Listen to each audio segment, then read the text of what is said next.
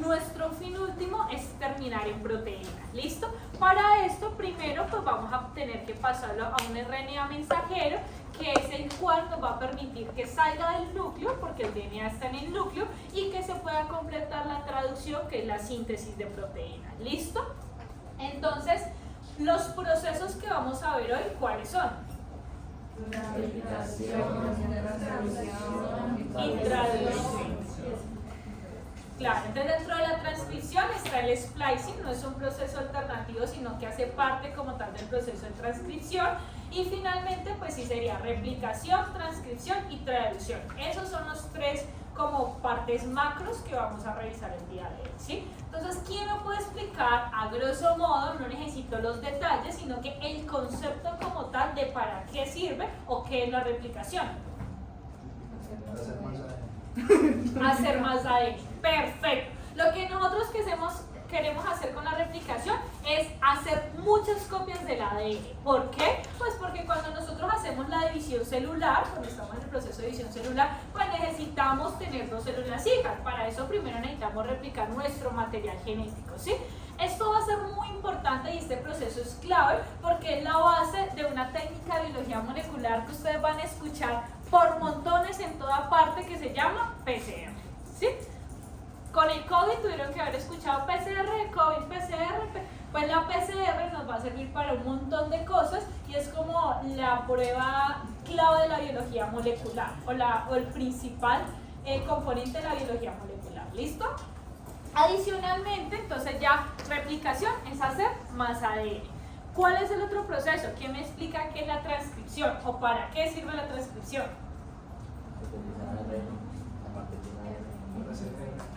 Exacto, sintetizar ARN a partir de ADN. Pero ¿por qué nosotros querríamos hacer esto? Claro, entonces recuerden que el ADN está en el núcleo, él no puede salir, él está allí compactado y lo que nosotros vamos a hacer es hacer ese transcrito o hacer como esa anotación que luego va a salir del núcleo y es lo que nos va a permitir más adelante sintetizar nuestras proteínas. ¿Listo? Y la traducción, ¿qué sería entonces?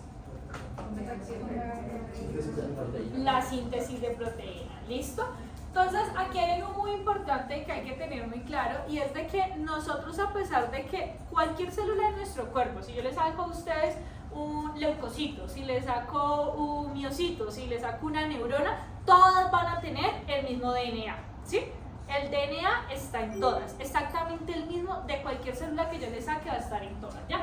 Pero las células son diferentes porque la función del miocito es diferente al de la neurona, es diferente al del leucocito, es diferente entre todas. Estas diferencias se dan gracias a que en el proceso de transcripción nosotros no todas las células expresan las mismas cosas, ¿ya? No todas las células expresan las mismas proteínas, ¿ya? O sea, todas tienen la capacidad o el potencial de hacerlo, pero de acuerdo a su contexto, a su ambiente, a la función donde esté, también a las reacciones, a cómo en el ciclo de la vida también en que estén, pues algunas silencian o expresan cierto tipo de genes. Cuando nosotros estemos hablando de transcripción, siempre vamos a tener que asociarlo con un concepto muy importante que es expresión génica, ¿ya? Cuando nosotros hablamos de expresión génica es cómo esos genes se están expresando, o sea, cómo se están transcribiendo. Es equivalente al proceso de transcripción, ¿listo?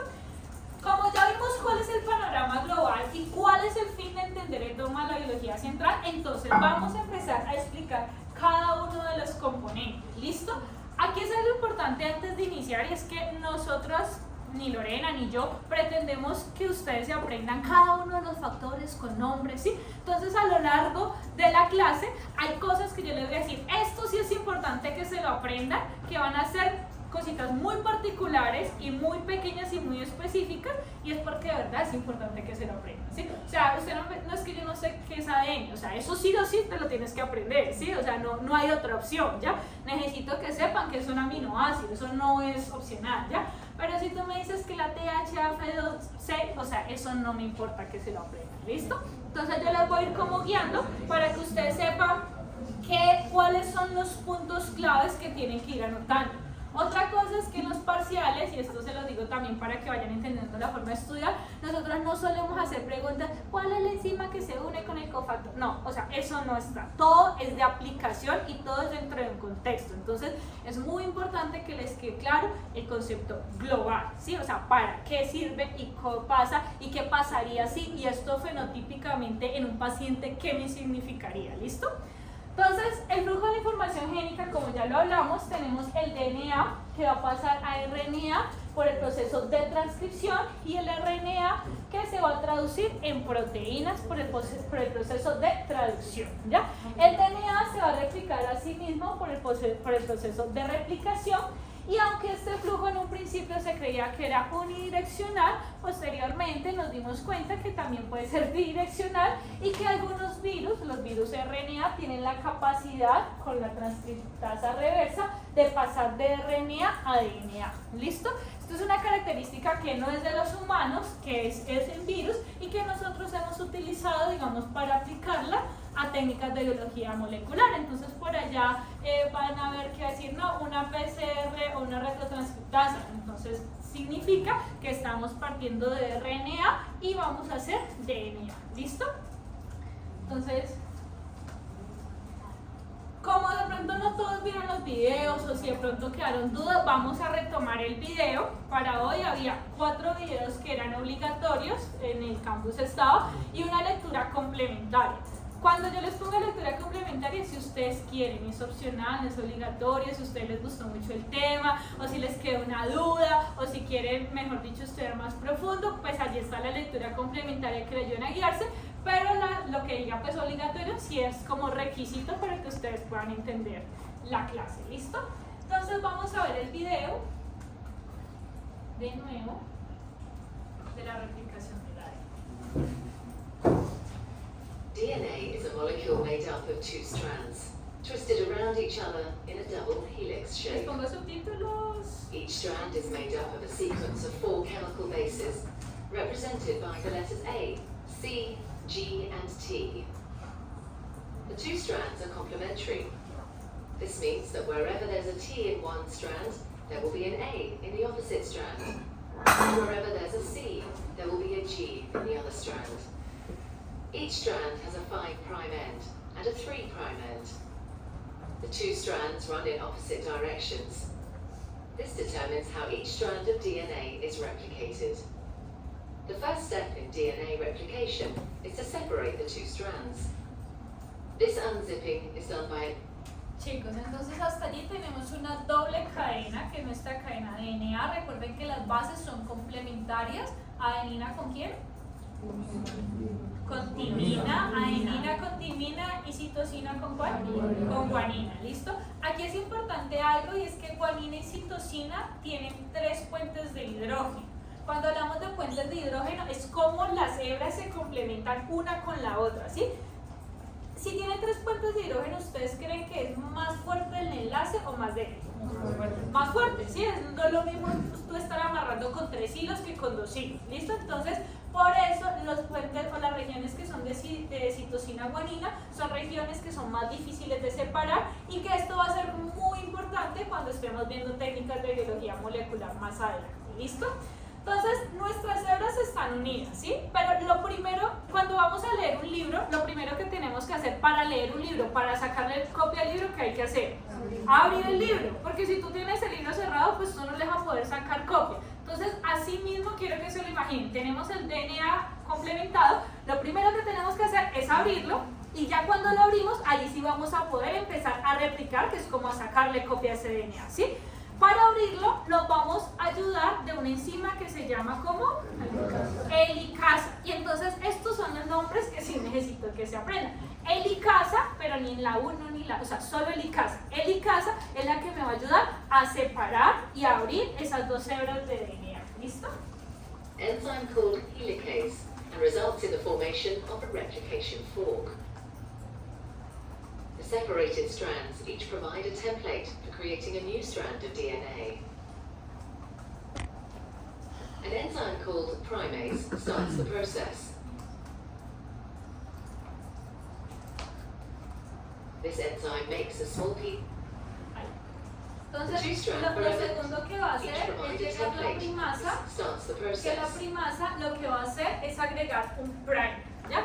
Ese nombre lo van van a conocer muchísimo, lo van a leer muchísimo y es primer, y en español la traducción es cebador, pero casi nadie, incluso en español, dice cebador, o sea, todo el mundo lo conoce con el nombre en inglés, que es primer, ¿ya? En este caso, los primers son de RNA y lo pone la primasa. Si nosotros no ponemos ese primer, esa es como la etiqueta, es como una señalita, es como un tag que me dice, mire, aquí empieza este proceso de replicación. Entonces, el requisito.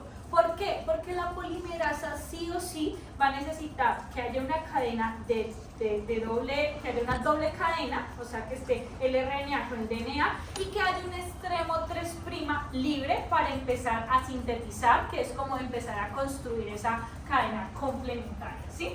Aquí es algo importante que también esto lo van a escuchar a lo largo de todo el curso y es que la cadena se sintetiza de 5' a 3'.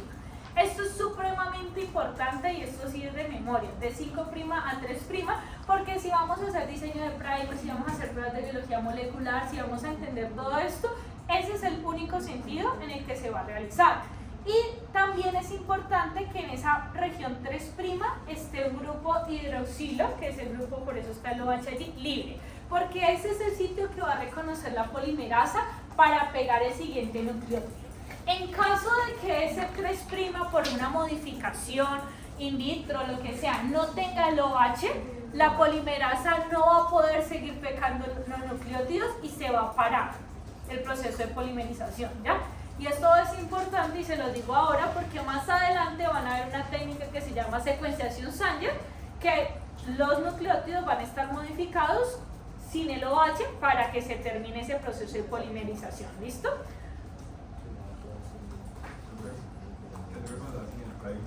¿Cómo? No se va a unir. Esa es la etiqueta que te dice, mira, aquí empieza el sitio de replicación, ¿sí?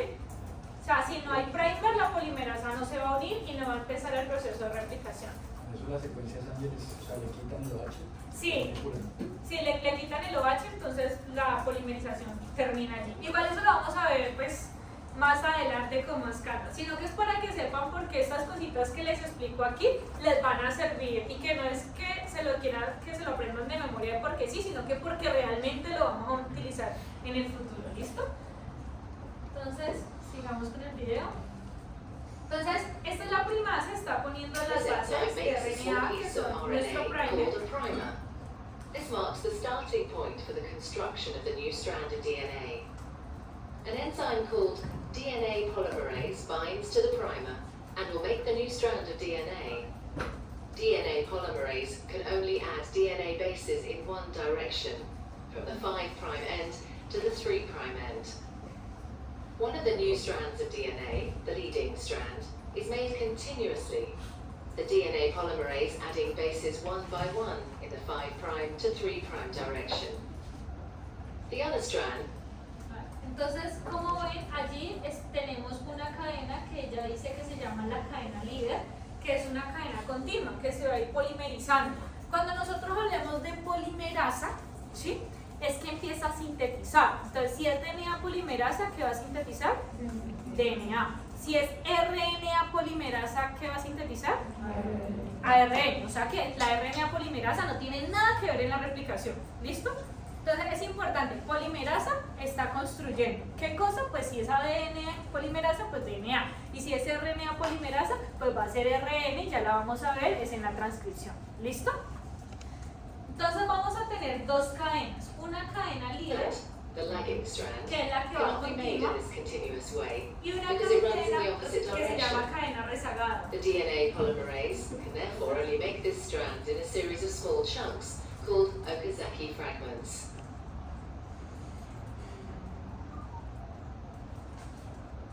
Each fragment is started with an RNA primer. DNA polymerase then adds a short row of DNA bases in the 5' to 3' direction.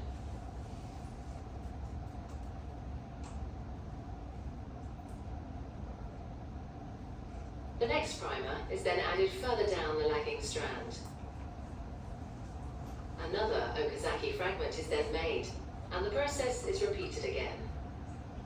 Once the new DNA has been made, the enzyme exonuclease removes all the RNA primers strands of DNA. Another DNA polymerase enzyme then fills in the gaps that are left behind with DNA.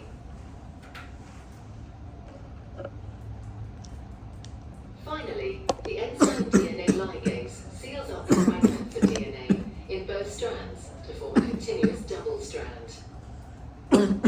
DNA replication is described as semi-conservative because each DNA molecule is made up of one old, conserved strand of DNA and one new one. Listo, chicos. Entonces, vimos que había una cadena que estaba haciendo de forma continua, que es la cadena libre, ¿cierto? Pero la otra cadena, que es la cadena rezagada, ella se va haciendo por fragmentos. ¿Por qué? Porque solamente se puede sintetizar de 5' a 3', ¿sí? Entonces tiene que esperar que se vaya abriendo para ella sintetizar un pedacito. Se abre otro pedacito y ella sintetiza. Por eso es rezagada. Siempre va atrás dependiendo del momento. ¿Listo? Esos fragmentos se van a conocer como fragmentos de Okazaki, ¿sí? Y esos fragmentos de Okazaki van a estar compuestos por los primers de RNA más lo que sintetizó la DNA polimerasa, que es DNA. ¿Listo? Entonces vamos a tener básicamente esto.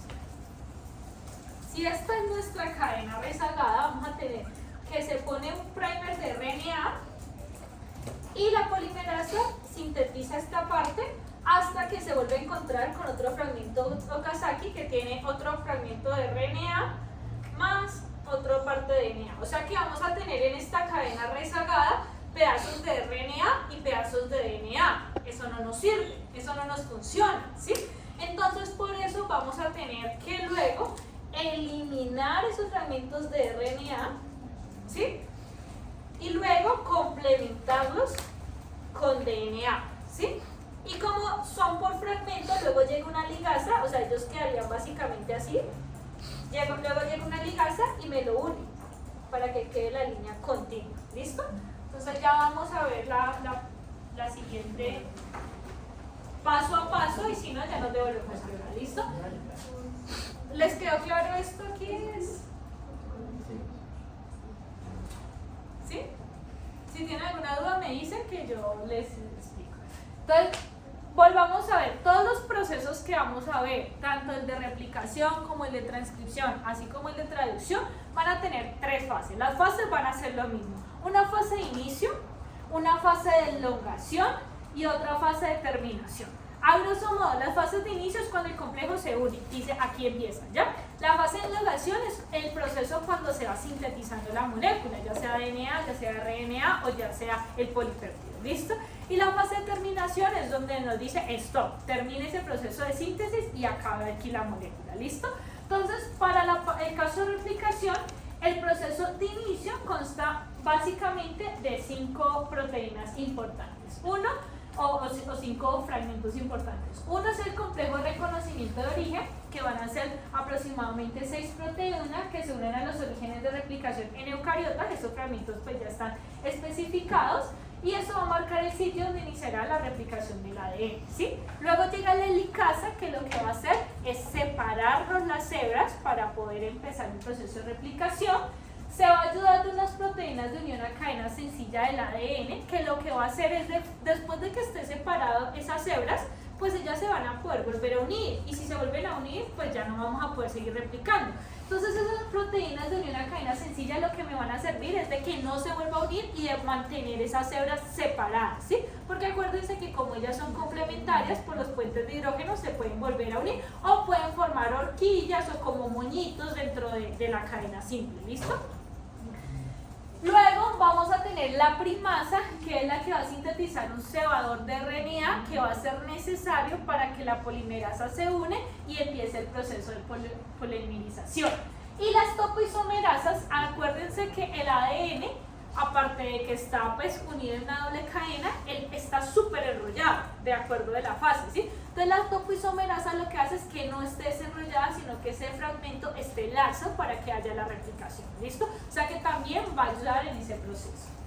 El proceso de elongación como tal va a empezar con la ADN polimerasa que va a sintetizar de 5' a 3' y que lo que va a reconocer es el grupo de hidroxilo del extremo 3'. Eso es lo que va a reconocer para empezar a pegar los nucleótidos adyacentes, ¿sí? Va a ir incorporando los nucleótidos complementarios y va a tener dos cadenas. Una cadena líder, que es la que se puede sintetizar de 5' a 3' de forma continua, y una cadena rezagada, que es la que va a generar los fragmentos de Okazaki, ¿sí? Estos fragmentos de Okazaki pues van a tener lo que les dije, una región como del RNA y una región del DNA. Entonces, como eso no puede quedar así porque necesitamos es una doble cadena de ADN, vamos a pasar a la fase de terminación.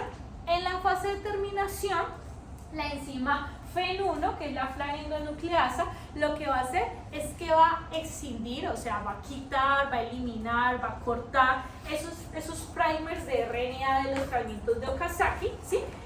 Quedando unos huecos, así, ¿sí?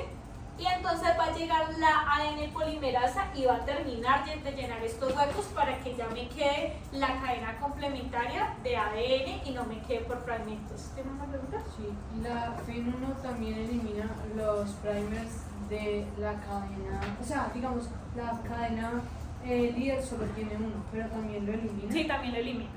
¿Listo? Y la ADN polimerasa pues rellena los espacios con el ADN. ¿Listo? La ligasa lo que va a hacer es, como les comenté, va a unir los fragmentos de Okazaki, pero a nivel continuo, ¿sí? O sea, no emparejado, sino a nivel como horizontal. Y finalmente, la ADN apolimerasa, si ustedes buscan en la literatura, si revisaron, si leyeron más cosas, van a ver que hay un mundo de ADNs polimerasas, ¿sí? Pero realmente no es importante que ustedes se las aprendan, pero como cultura general hay algunas que tienen una actividad exonucleasa de 3' a 5'. ¿Qué quiere decir? Que ya terminó y se devolvió. Se devolvió revisando, no polimerizando, sino que revisando que no haya ningún error. Si ella encontró un error, ¿sí? Un error, ¿cómo sabe que es un error? Pues resulta que había una C y entonces la complementaria tenía que ser una G y no sé, se puso una T. ¿Ya? Entonces ella quita ese error y pone la complementaria que es. A eso se llama actividad exonucleasa de la polimerasa, que permite corregir esos errores. ¿Listo? Y finalmente así pues terminaría el proceso de replicación. ¿Es claro, chicos? ¿Tienen alguna duda hasta allí? Listo. Entonces vamos, digamos que, bueno, ¿y esto para qué sirve? Pues en este proceso de replicación es donde pueden haber errores y pueden haber mutaciones. Entonces, si la actividad exonucleasa de la polimerasa pues no detectó ese error, ¿sí?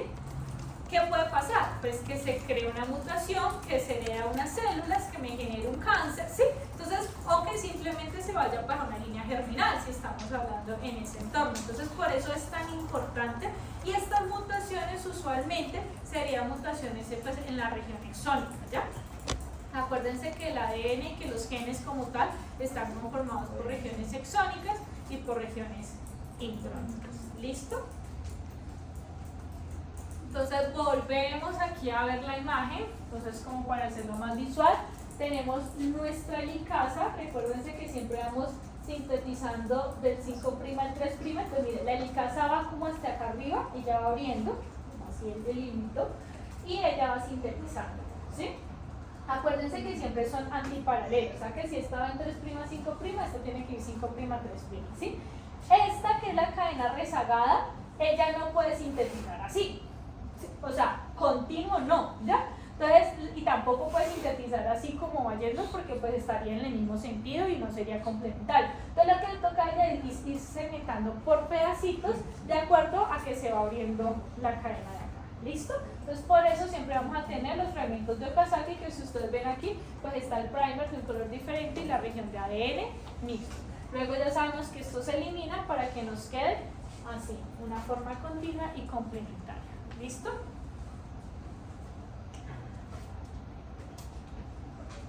Aquí en el video hay unas características que dice que la cadena o el proceso de replicación es semiconservador, bidireccional y antiparalelo.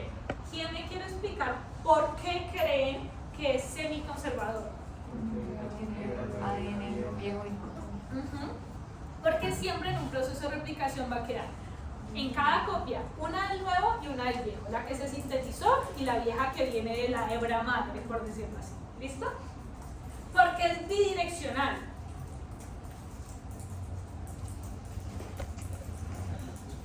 Porque si nos quedan muy paralelas, entonces tiene que ser de un lado para otro y el otro para otro lado. Correcto, porque acuérdense que siempre lo vamos a hacer dos veces, ¿sí? Pero aquí es importante de que no vayan a confundir y me digan, no, es que una se sintetiza de 3', 5'. No, o sea, nunca se va a sintetizar de 3', 5'.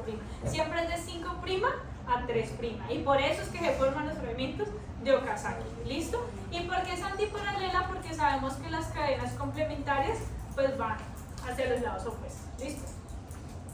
Entonces aquí ya está mejor explicado. Entonces tenemos que una diferenciación entre la replicación en eucariotas y procariotas. A forma fácil, siempre los procesos en eucariotas van a ser mucho más complejos, mucho más regulados, van a requerir de más enzimas, de más cofactores que los procesos en procariotas. ¿Listo? Entonces tenemos que en eucariotas las proteínas encargadas de desenrollar y separar las hebras de ADN van a ser las helicasas, que se llaman diferente, no necesito que se aprendan el NCM ni el DNAB, no, que sean helicasas van a ser las que hablan, ¿listo? Las topoisomerasas pues van a ser las que eviten el superenrollamiento, ¿sí? La primasa, en el caso de las eucariotas, y la DNAG va a sintetizar los cebadores, que van a ser los que, como los primers para que inicie la polimerización, ¿sí? Las ADN polimerasas son las que van a sintetizar la nueva cadena de ADN en dirección 5' a 3'. Tenemos que en procariotas es la ADN polimerasa 3 y en eucariotas son como 5, la delta, la epsilon principalmente, pero también está la alfa, también está la gamma, eso no necesito que se lo aprendan, ¿listo? Los fragmentos de ARN y los cebadores van a ser eliminados por la FEN1, ¿sí? Y por la DNA polimerasa 1 en las procariotas. Los fragmentos de Okazaki se van a unir en ambos por la ligasa. Y esto que es importante, que es como la principal diferencia, la ubicación y el proceso de replicación, siempre en eucariotas se va a hacer en el núcleo, en procariotas pues se va a hacer en el citoplasma. El origen de replicación, podemos tener múltiples orígenes por cromosoma en eucariotas, mientras que en procariotas un solo origen de replicación. La velocidad de replicación en eucariotas pues va a ser más lenta, por eso es que, por lo menos en el caso de las procariotas, digamos las bacterias se replican muchísimo más rápido y es justamente gracias a esa facilidad. Las ADN polimerasas pues tenemos múltiples. La regulación del ciclo celular en eucariota va a ser estrictamente regulada en la fase S.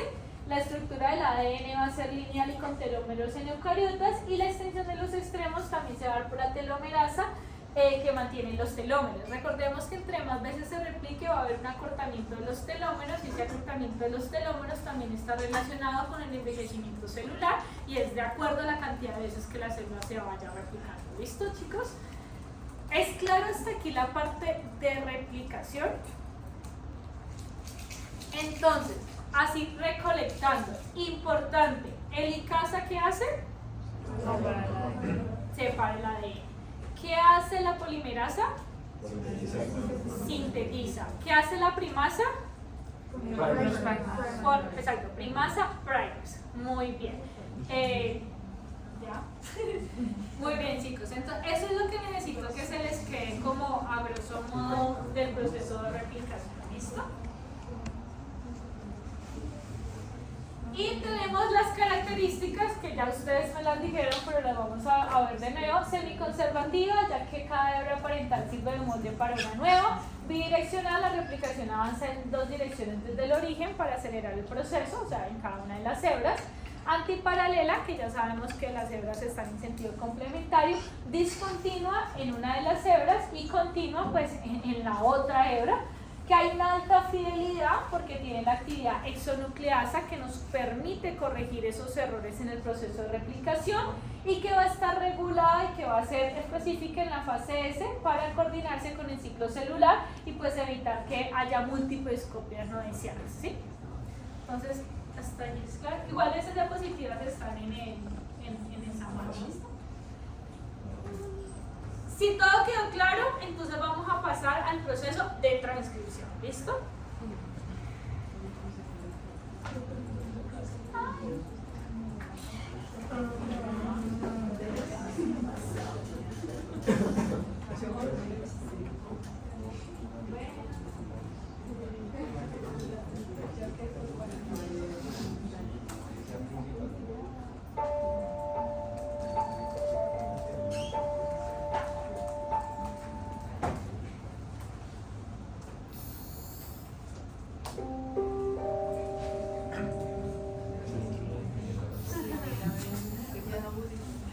Todo tétrica. Transcription is the process of making RNA from a DNA template. Several key factors are involved in this process, including DNA, transcription factors, RNA polymerase, and ATP. Transcription begins with a strand of DNA. It is divided into several important regions. The largest of these is the transcription unit. This portion of the DNA will be used to produce RNA.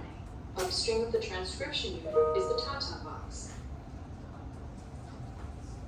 An enhancer region may also be involved.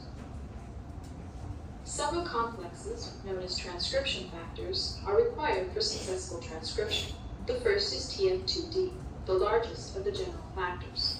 A component of this factor, TBP, binds to the DNA using the TATA box to position TF2D near the transcription initiation site.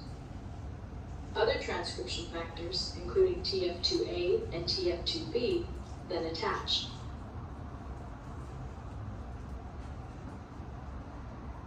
These complexes prepare the DNA for the successful binding of RNA polymerase.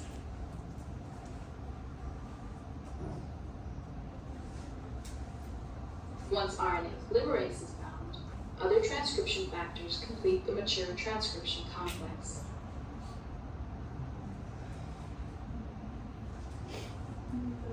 Now, energy must be added to the system for transcription to begin.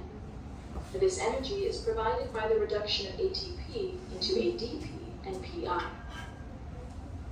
RNA polymerase then synthesizes an RNA template from the strand of DNA. Most factors are released after transcription begins. When the end of the transcription unit is reached, the RNA polymerase dissociates and the newly formed strand of RNA is released.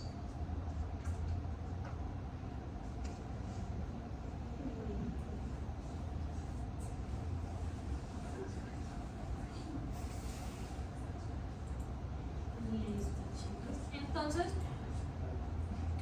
para entender el proceso de transcripción, pues vamos a partir de una hebra de DNA, ¿sí? Se le van a unir unos factores de transcripción. Hay múltiples factores de transcripción, o sea, muchísimos, cientos de ellos, y van a depender de cada gen. Incluso por eso es que no todos los genes se expresan simultáneamente en todas las células. Y eso es lo que hace que cada célula pues pueda ser especializada. ¿Listo? Es también una cuestión de ahorro de energía, ¿ya? O sea, nosotros teníamos, lo que les dije, las células tienen la capacidad, porque tienen información genética, todas tienen la misma información genética, ¿ya? Pero pues no todas van a expresar lo mismo, van a expresarlo de acuerdo a lo que se vaya necesitando, ¿listo?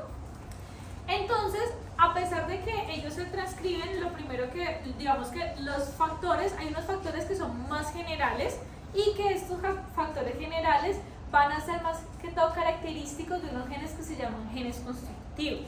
Cuando hablemos de gen constitutivo, y esto es importante que lo tengan en cuenta, los genes constitutivos son aquellos que sí o sí se tienen que expresar. O sea, por lo menos del ribosoma, o sea, sí o sí se tiene que expresar en todas las células, ¿sí? Todas las células necesitan replicar, ¿sí? O sea, eso es necesario, ¿ya? Entonces, esos genes constitutivos son importantes porque cuando veamos por allá una técnica que se llama qPCR y que vayamos a cuantificar, vamos a hablar de genes endógenos o constitutivos y ustedes ya van a saber que son los que sí o sí se van a expresar en todos los tipos de las celulares. ¿Listo? Esto es por una parte. Por otra parte, digamos que los genes o las proteínas que son más específicas de acuerdo a su función, pues van a requerir un conjunto de factores de expresión específicos. que pues se van a combinar y que para ustedes saber cuáles son, pues tienen que estudiar específicamente ese modelo celular y ya saber cuáles son la cantidad de factores de transcripción que se tienen que unir y en qué cantidades para poder expresar el gen, ¿listo? Y es lo que va a hacer como las células especializadas. Igual vamos a ver más adelante, creo que en unas 3 clases, lo que es expresión génica en eucariotas y en procariotas, para que ustedes entiendan un poquito mejor este proceso de transcripción, porque pues es bastante importante, ¿listo?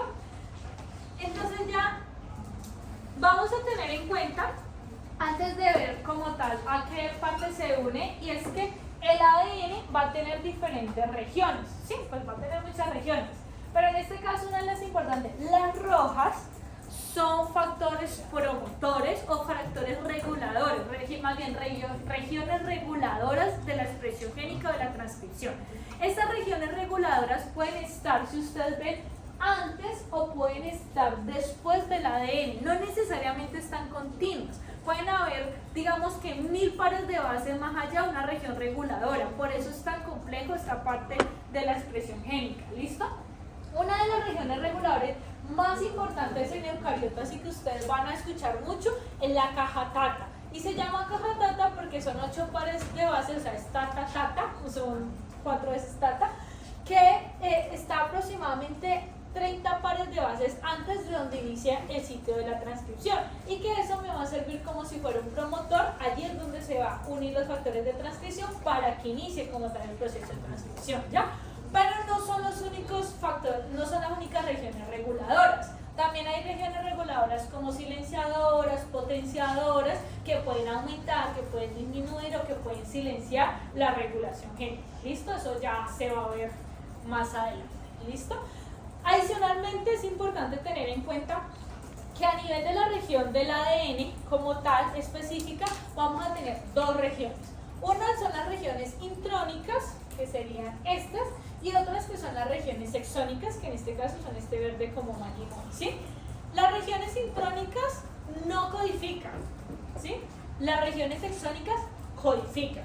Como las regiones intrónicas no son codificantes, en el proceso de la transcripción, cuando hacemos la maduración del RNA, necesitan ser eliminadas, ¿sí? Para que me den el transcriptor referencia. Y también esta es una de las razones por la que un solo fragmento de ADN me puede dar incluso origen a diferentes proteínas gracias a un proceso que se llama como splicing o splicing alternativo, ¿sí? Y es de cómo nosotros como con esos leguitos que son los exones podemos armar diferentes figuras de acuerdo a la cantidad de exones que utilicemos o también al orden en las cuales los acomodemos. ¿Listo?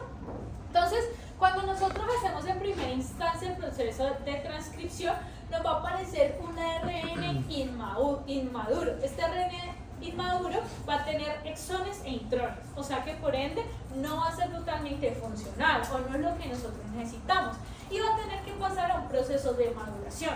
Este proceso de maduración incluye quitar la parte intrónica, o sea que solo nos quede la región exónica, pero adicionalmente le vamos a poner 2 accesorios.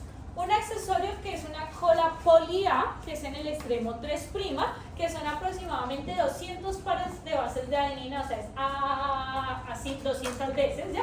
Y esto va a ser supremamente importante porque esto nos va a servir muchísimo para seleccionar ese RNA mensajero de eucariotas. Esta cola de poli A solo está en eucariotas, ¿ya? Y eso es lo que nos permite, digamos, ahorita hacer técnicas como la transcriptómica, no sé si en algún momento lo han escuchado, que es seleccionar nuestros transcritos teniendo en cuenta que nuestros transcritos siempre van a tener la región de la cola de poli A, ¿sí? Adicionalmente, le ponemos también como una caperuza de una guanosina metilada, ¿listo?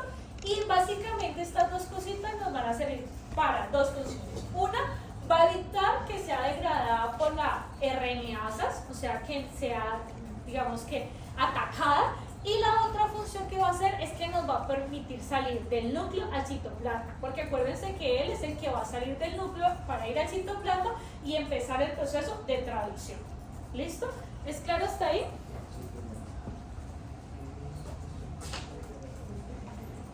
Listo.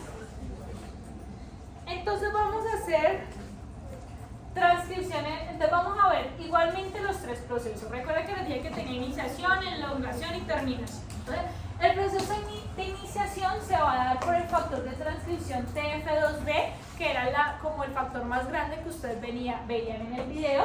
Este se va a unir junto pues, con una parte que se llama la proteína TBP, que es proteína de unión a la caja TATA, se va a unir en la caja TATA. Y va a ser como ayudado o adherido, como que va a soportar esa unión, otro factor de transcripción que se llama el TF2B, ¿sí? O sea, va a ayudar a que ese se quede pegado en la caja TATA, ¿listo? Luego va a llegar el TF2H, que lo que va a hacer es que va a cumplir la función de licasa, porque acuérdense que si no abrimos no podemos ni leer, ni transcribir, ni hacer nada. Entonces es lo que nos va a ayudar a abrir estas dos hebras, pero adicionalmente me va a ayudar a activar a la RNA polimerasa, ¿sí? Y pues claramente en ese complejo de transcripción tiene que estar la RNA polimerasa. Recuérdense que si es RNA es de transcripción, ¿listo? Luego en el proceso de síntesis vamos a hacer que se va a hacer de dirección 5'3', va a llegar la RNA polimerasa y ella va a empezar a sintetizar su RNA. Estos factores negativos de elongación, factor de elongación y factor positivo de elongación, lo que va a hacer es como un factor de chequeo, ¿sí? De que realmente esté como bien unido y va a ayudar a que siga derecho. Después de que ella empezó realmente a polimerizar y polimerizó como los 10 primeros nucleótidos, ella ya sigue polimerizando hasta que se finalice, ¿listo? Estos son factores reguladores, pero tampoco es importante que se los aprendan. O sea, importante en la transcripción que hay unas regiones que son reguladoras de la transcripción, que pueden estar antes o que pueden estar después y que pueden influenciar ese proceso de transcripción, que hay una caja TATA en eucariotas, que es donde se une el complejo de transcripción, que pueden haber múltiples factores de transcripción, no les voy a pedir el nombre, y que la enzima que se encarga de hacer ese proceso de polimerización se llama RNA polimerasa, ¿sí? Eso es como lo más importante. Pero también tenemos esto, y esto también es importante, no los nombres, sino que para que el RNA sea maduro tenemos que hacer dos modificaciones, que ya se las mencioné. Una es la adición de la cola poli A, y otra es la adición en el extremo 3' y otra es la adición en el extremo 5' de la guanosina metilada. ¿Listo? Entonces, ¿cómo se hace ese proceso de poliadenilación? Pues hay una señal de poliadenilación que es la que nos va a decir que es el stop, y luego van a llegar otros factores que se van a encargar de agregar las poli A, ¿sí? Estos factores no se los tienen que aprender, es importante que sepan que se tiene que hacer y que si no está la cola poli A, ella no va a poder salir a ser funcional en la traducción, ¿listo? O sea, pero la polía va y se pega solita. Pues no solita, se pega con el factor de especificidad. O sea, todas estas proteínas intervienen en el proceso de que se pegue la cola de poli A. O sea, primero se detecta dentro de la señal esta señal de poliadenilación, A, U, A. Cuando se detecta esa señal, entonces allí empiezan a entrar como todos los factores que me van a añadir esa cola poli A. Esto sucede en el extremo 3'. ¿Listo?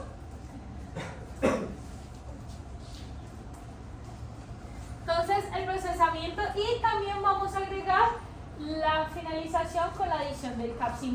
Entonces aquí, como ven, también hay 4 enzimas que son pues importantes, y esa es la trifosfatasa de ARN, la guaniltransferasa y la metitransferasa de ARN, que me va a ayudar a poner esta caperuza. ¿Listo? Hasta aquí igual tendríamos aún los exones y los intrones, y hay otro proceso que es muy importante que nos va a pasar, que es la parte del splicing, que es lo que nos falta. Entonces son 3 modificaciones del RNA. Pero que es como, o sea, primero se pone la caperuza y la poliadenilación y luego el splicing. Sí. Sí, realmente primero se pone como la cola de poli A, y apenas se libera se le pone la caperuza y allí se hace el splicing. ¿Listo? Dime. Sí, porque Sí, en el núcleo. Si ellos no lo tienen, ellos no pueden salir del núcleo. ¿Sí? Entonces el splicing es ese proceso, o ese procesamiento donde vamos a hacer la eliminación de los intrones. Chicos, terminemos aquí en el splicing, les doy 10 minutitos para que se dispersen, se echen agüita, revivan y terminamos otra vez. Denme 5 minutos más de atención, saquen su último esfuerzo.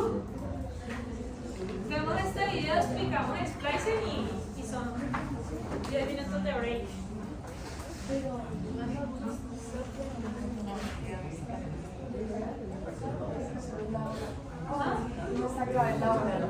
no lo sé. A mí también soy humana.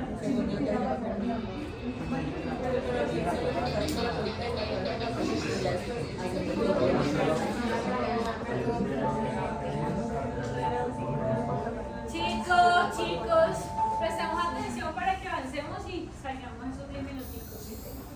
¿Listo? El misterio de las veganas por The following animation will describe the process of RNA splicing, an important step in creating the mRNA that is involved in protein synthesis via the process of translation.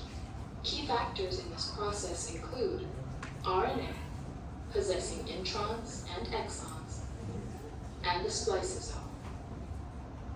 Here we see an RNA molecule with a single intron. Several signals exist within the intron that are used in the splicing process. From the 5' end of the intron, these are GU, the A branch site, a pyrimidine-rich region, and the 3' AG. The GU and AG sequences define the beginning and end of the intron. Splicing is mediated by the spliceosome, which consists of several protein RNA complexes. The first step involves two complexes that bind near the GU sequence. The RNA is then looped, and 3 other protein RNA complexes bind.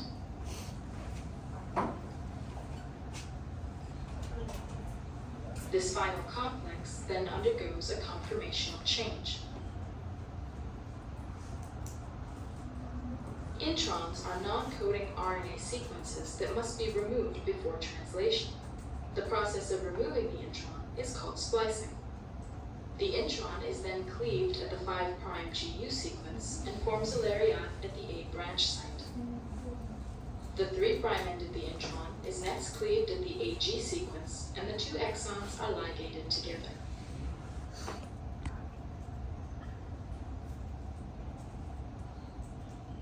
As the spliced mRNA is released from the spliceosome, the intron debranches and is then degraded.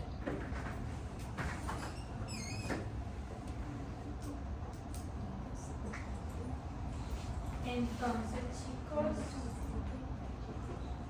bueno, pues básicamente lo que vamos a ver con el splicing es que, como ya vimos, va a eliminar intrones y ensamblar exones para generar un RNA maduro funcional, ¿sí? Porque es importante, bueno, se va a hacer por medio de un complejo que se llama spliceosoma, que tiene un poco de proteínas, ¿sí? Y pues no les voy a decir que se las aprendan completamente, sino que va a ser importante que ustedes tengan en cuenta de que, recuerden que nosotros teníamos unas regiones exónicas y unas regiones intrónicas, ¿sí? Si ustedes vieron en el video, está el exón, ¿sí? Y continuo del exón están los intrones, ¿sí? Resulta que en los intrones, la región más cercana al exón de los intrones, o sea, como 5 nucleótidos antes o 5 nucleótidos después de cada exón, son las regiones donde usualmente corta el spliceosoma, ¿sí? Ese corte es importante porque cuando él corta es que permite la eliminación del intrón y permite la unión de los exones. Con base en eso, ¿ustedes qué creen que pasaría si nosotros tenemos una mutación, digamos, aquí, en esta región del intrón? No pasa nada porque se corta. Bueno, ahí. ¿No se da bien el loop? Bueno, Exacto, pueden pasar muchas cosas y va a depender de qué, y eso solamente lo vamos a saber cuando hagamos el experimento funcional, ¿listo? Pero las opciones son las siguientes. Si nosotros tenemos la etiqueta y me dice corte aquí, ¿sí? Y esa es la señal, y de pronto la señal no la ve, entonces puede ser que no corte. Entonces me va a quedar, digamos que mi proteína tenía que ser exón 1, exón 2 y exón 3. Esta era mi proteína, la que tenía que salir, ¿cierto? Pero resulta que ella no cortó en una parte y ahorita me quedó exon 1, me quedó aquí un pseudoexon que realmente era un intrón, ¿sí? Y me quedó el resto de parte, el exon 2 y el exon 3. Esto me va a generar una proteína mucho más larga, que no porque sea más larga está bien, eso está mal, porque acuérdense que las proteínas tienen unas estructuras terciarias, unas estructuras cuaternarias, entonces que es muy importante las regiones, las polaridades, los plegamientos, ¿ya? Entonces esto ya va a ser una proteína aberrante. ¿Y esto se da cuando? Cuando hay mutaciones en las regiones intrónicas. ¿Y por qué? Porque está afectando este proceso de transcripción. O sea que si en el parcial, por si acaso, le dicen que hay un paciente que tiene una mutación intrónica, en más 5 o en más 3, o sea, en las regiones que son, o en menos 3 que son allí continuas, y les preguntan que qué proceso del dogma de la biología central podría estar aplicando, ustedes muy juiciosos van a decir transcripción. ¿Listo? ¿Por qué?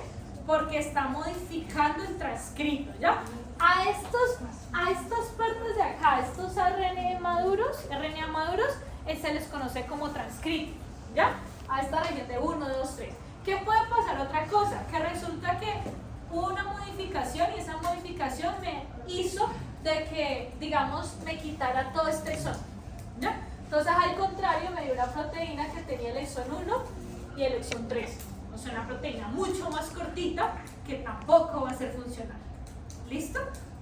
Digamos que predecir el valor exacto de qué es lo que pueda pasar es muy difícil. Eso solo lo vamos a hacer ya haciendo estudios mucho más complejos, de expresión génica, ya como a nivel experimental. Pero ustedes a priori ya van a saber que va a haber un problema en el transcrito y eso los va a orientar a saber qué tipo, digamos, de experimento, de ensayo pueden hacer para ustedes detectar ese concepto. ¿Listo, chicos?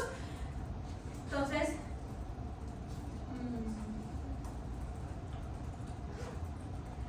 aquí para finalizar, la transcripción en procariotas va a tener también los sitios de iniciación, de elongación y de terminación. Básicamente lo que se va a diferenciar es que vamos a tener un factor sigma en vez del TF2D, va a ser factor sigma. La caja se va a llamar caja PrimNow y va a estar también, o sea, ese va a ser el equivalente a nuestra caja Tata. Otra de las diferencias es que no hay capping en el 5', no está la capa de lucita de guanosina metilada, ni la cola poli A, ni tampoco va a haber splicing, o sea, las procariotas no tienen intrones. ¿Listo? Eso claro. Otra de las cosas importantes es que esta transcripción se va a hacer en el citoplasma, mientras que en los eucariotas se va a hacer aún en el núcleo. Recuerden que toda esta parte se hace en el núcleo. ¿Listo?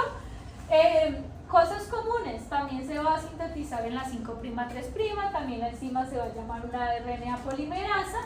No va a requerir factores adicionales como en eucariotas, no es tan complejo el proceso como lo vimos ahorita, que un poco de factores, no, en procariotas es mucho más sencillo. Y otra cosita que la vamos a ver también cuando estemos viendo regulación génica en procariotas es que un solo RNA mensajero puede dar lugar, puede ser policistrónico. Me explico, o sea, un solo RNA mensajero puede generar diferentes proteínas, ¿sí? O sea, dentro del mismo RNA es como si tuviera hasta aquí, hasta una proteína, hasta acá, hasta otra proteína, entonces puede generar varias proteínas a la vez. Mientras que en el caso de los humanos, un solo RNA mensajero solo me puede codificar una proteína. ¿Listo, chicos? Este es el cuadrito comparativo, que es lo mismo que les dije. Salgan a break, 10 minuticos, y nos vemos a las 25 puntuales. Una pregunta.